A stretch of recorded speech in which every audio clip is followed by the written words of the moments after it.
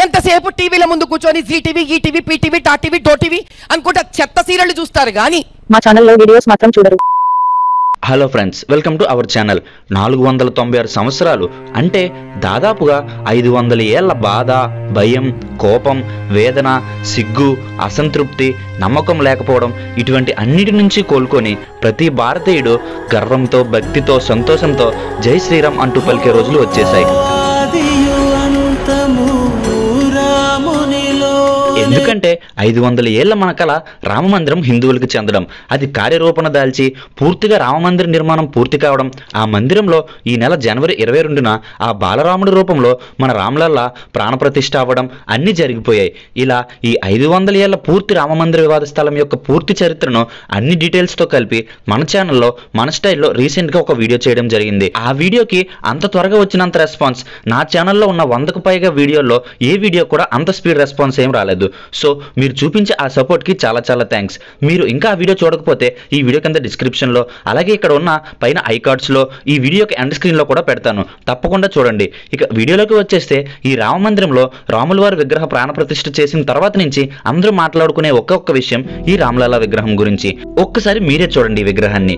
ఈ విగ్రహంలోకే సాక్షాత్తు ఆ రాముల వారే వచ్చి మనల్నే కన్నార్పకుండా చూస్తున్నట్లుంది కదా. ఒక చిన్న పిల్లాడి ముఖంతో, ఆ అజానుభవ ఆకారంతో ఎంతో అందంగా వెలిగిపోతూ బాలరాముడుగా మనకు దర్శనమిస్తున్నాడు. అందులోనూ ఇప్పుడున్న ఏఐ టెక్నాలజీ తోటి ఆ రాముల వారే విగ్రహ రూపంలో వచ్చి తన కళతో మనల్ని చూస్తూ మన వైపు చిరునవ్వులు చిందిస్తుంటే ఎలా ఉంటుందో కూడా మనం చూడొచ్చు. నిజంగా చాలా బాగుంది కదా. ఏదో తెలియని ఫీలింగ్, మనం నిజంగానే త్రేతాయుగంలో ఉన్నామేమో అని ఒక ఫీలింగ్. ఈ విగ్రహాన్ని ప్రాణప్రతిష్ఠ ముందు రోజే అందరికీ చూపించారు. ఈ విగ్రహం చూడగానే చాలా మందిలాగే నా రియాక్షన్ కూడా ఇదే. నా స్వామి, నా స్వామియా. సో ఫస్ట్ టైం మీరు చూసినప్పుడు మీకు ఎలాంటి ఫీలింగ్ కలిగింది అనేది కింద కామెంట్స్ లో చెప్పండి. సో మరి అంత అందంగా, అద్భుతంగా, ఎంతో భక్తి శ్రద్ధలతో ఈ విగ్రహాన్ని చెక్కిన ఆ వ్యక్తి గురించి మనం కూడా తెలుసుకోవాలి కదా. అతనే కర్ణాటకలో మైసూరుకు చెందిన అరుణ్ యోగిరాజ్. ఇక్కడ మీ అందరికీ ఒక గూస్ బంప్స్ తెప్పించే విషయం ఒకటి చెప్పాలనుకుంటున్నాను. ఇతని పేరు అరుణ్ యోగిరాజ్. ఆ పేరులో యోగి అనే పేరుకి అర్థం ఏమొస్తుందో తెలుసుగా.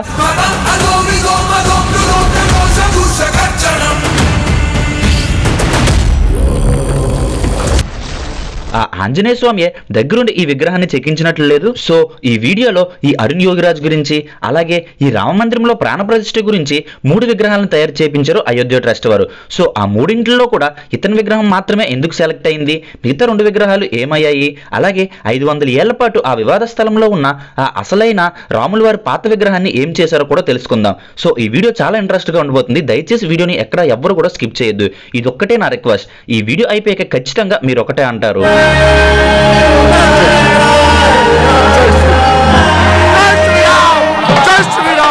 సో ముందుగా ఈ అరుణ్ యోగిరాజ్ గురించి చూసినట్లయితే ఇతను 1983లో మైసూరులో పుట్టారు. ఇతని వంశంలో 5 తరాల ముందు వారు కూడా ఈ వృత్తినే చేస్తూ వచ్చేవారు. ఇతని గ్రాండ్ ఫాదర్ పేరు బసవన్న శిల్పి, ఇతని ఫాదర్ పేరు యోగిరాజ్ శిల్పి. వాళ్ళ ప్రాంతంలో చాలా మంచి పేరు ఉంది. అలాగే ఇతనికి ఒక బ్రదర్ అండ్ సిస్టర్ కూడా ఉన్నారు. ఇతని భార్య పేరు విజేత మోహన్. వీరికి ఒక కొడుకు, ఒక కూతురు కూడా ఉన్నారు. ఇతను తన వృత్తికి దూరంగా ఉంటూ, అంటే వాళ్ళ ఫ్యామిలీ తరతరాలుగా చేస్తున్న శిల్పాలు చెక్కే వృత్తి కాకుండా తన MBA పూర్తి చేసి ఒక ప్రైవేట్ కంపెనీలో జాబ్ కూడా చేసేవారు. కానీ ఎంతైనా 5 తరాల బ్లడ్ కదా, నువ్వు నీ వంశం యొక్క వృత్తికి దూరంగా ఉంటే ఎలా అని అతను అనుకున్నారు ఏమో మరి. అతను చదువుకున్న చదువుని, ప్రైవేట్ కంపెనీలో చేస్తున్న జాబ్ని కూడా అన్ని వదిలేసి 2008 నుంచి అతను కూడా తన వంశం చేస్తున్న వృత్తిలోకి వచ్చేశారు. ఆ వృత్తిలో ఎంతో ప్రావీణ్యం సంపాదించాడు. ఆ తరువాత ఇంకా తన వృత్తిలో తిరుగు లేకుండా తన సొంత ఊరు నుంచి దేశ ప్రధాని వరకు అతని వర్క్ చూసిన అందరి చేత కూడా ప్రశంసలు పొందుతూనే వచ్చాడు. ఇతని వృత్తిలో ఇతను చెక్కిన ఐడల్స్ లో ఇతనికి గొప్పగా పేరు తెచ్చిన కొన్ని ఐడల్స్ ని చూద్దాం. 2022 సెప్టెంబర్ 8న ఇండియా గేట్ దగ్గర PM నరేంద్ర మోడీ గారి చేత ఓపెన్ చేయించిన 28 అడుగులు ఉన్న నేతాజీ సుభాష్ చంద్రబోస్ గారి విగ్రహం. ఇది మోనోలిథిక్ బ్లాక్ గ్రానైట్ స్టోన్ తో చేశారు. ఇక సెకండ్ది ఉత్తరాఖండ్ కేదార్నాథ్ లో 12 ఫీట్ ఆది శంకరాచార్యుల విగ్రహం. ఇక థర్డ్ది మైసూరులోనే India's largest 10 feet monolithic white marble stone తో చేసిన శ్రీ రామకృష్ణ పరమహంస గారి విగ్రహం. ఫోర్త్ది బెంగళూరులో ఇస్రో దగ్గర శ్రీ UR రావు గారి విగ్రహం. అలాగే ఫిఫ్త్ది KR కేఆర్ నగర్ లో చంచన్ కోట దగ్గర మోనోలిథిక్ స్టోన్ తో చేసిన 21 అడుగులు ఉండే ఫేమస్ హనుమాన్ విగ్రహం. ఇక ఆరోది మైసూర్లో మోనోలిథిక్ వైట్ మార్బుల్ స్టోన్ తో చేసిన 15 ఫీట్ ఉండే డాక్టర్ బిఆర్ అంబేద్కర్ గారి విగ్రహం. ఇక 7th మైసూర్లో మహారాజా జయచ్చామ రాజేంద్ర గారి 15 ఫీట్ విగ్రహం. ఇక 8th కేఆర్ నగర్ లో యోగా నరసింహస్వామి వారి 7 ఫీట్ విగ్రహం. 9th మైసూర్లో ఘాట్ గరుడది 8 ఫీట్ విగ్రహం.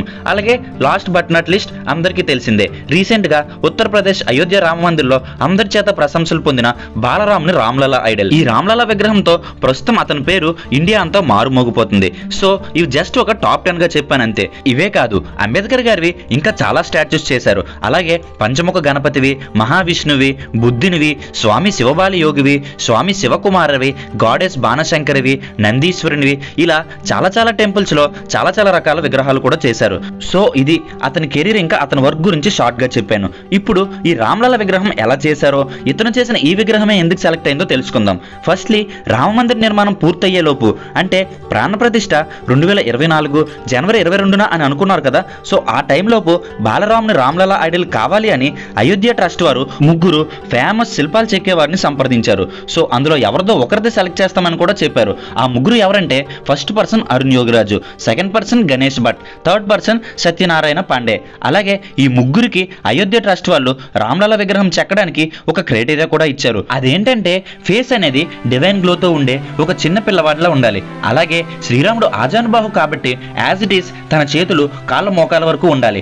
అలాగే చూడడానికి బలంగా కనిపించాలి. మరోపక్క మంచి వ్యక్తిత్వం ఉన్నవాడిలా కూడా కనిపించాలి. ఇంకా ప్రతి అవయవం అనేది సరిగ్గా కరెక్ట్ పొజిషన్ లో ఉండాలి. సో ఇలా ఒక క్రైటీరియా అనేది చెప్పారు. ఇలా విగ్రహం కంప్లీట్ చేసిన తర్వాత 3 విగ్రహాల్లో మేము 1కి మాత్రమే ప్రాణ ప్రతిష్ఠ చేయడానికి సెలెక్ట్ చేస్తాం అని కూడా చెప్పారు. సో 3 శిల్పులు ఎన్నో నెలలు కష్టపడి చేసిన తర్వాత అయోధ్య రామ మందిర్ ట్రస్ట్ వాళ్ళు ఎంతో కష్టంతో ఒక రోజంతా టైం తీసుకొని మరి చివరికి అరుణ్ యోగిరాజ్ చెక్కిన ఈ రామ్లలా ఐడల్ ని సెలెక్ట్ చేశారు. ఈ రామ్లలా ఐడల్ ని చెక్కడానికి అరుణ్ యోగిరాజ్ కి 6 నెలలు టైం పట్టింది.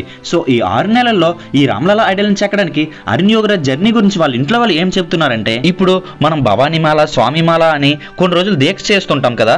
సో అలానే అరుణ్ యోగిరాజ్ కూడా ఈ బాలరాముని విగ్రహం చెక్కిన ఆ 6 నెలలు కూడా దీక్షలో ఉన్నట్లే ఉండేవారంట.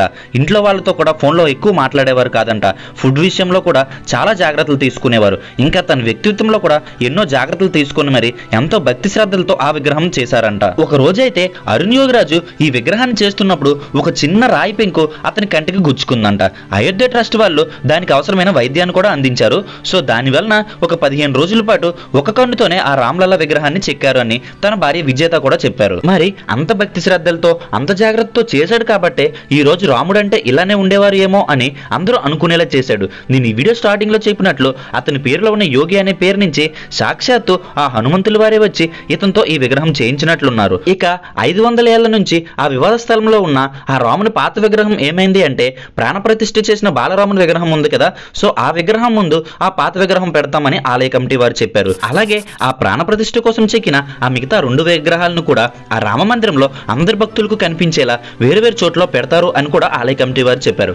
సో ఇది ఫ్రెండ్స్ ఇవాల్టి వీడియో. ఈ అరుణ్ యోగిరాజ్ గురించి, అతను చెక్కిన ఈ రామ్లలా విగ్రహం గురించి, మిగతా 2 విగ్రహాలు, ఆ రాముని పాత విగ్రహం.